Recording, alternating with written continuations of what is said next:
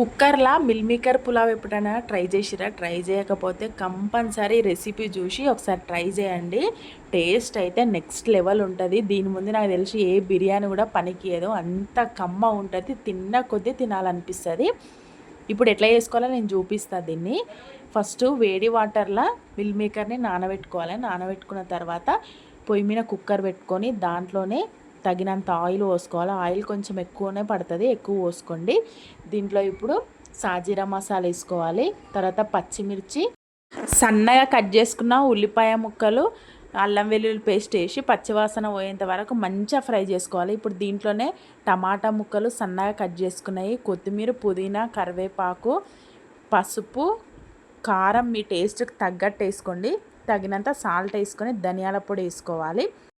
ఇప్పుడు ఇవన్నీ మసాలా మంచిగా ఆయిల్ పైకి తేలేంత వరకు సిమ్లో పెట్టి మంచిగా ఫ్రై చేసుకున్న తర్వాత ఇప్పుడు దీంట్లో మిల్ మేకర్ వేసుకొని కొద్దిగంత లెమన్ వేసుకొని చికెన్ మసాలా తగినంత వాటర్ పోసుకోవాలి. వాటర్ 1 గ్లాసు బియ్యానికి 2 గ్లాసుల వాటర్ పోసుకోవాలి.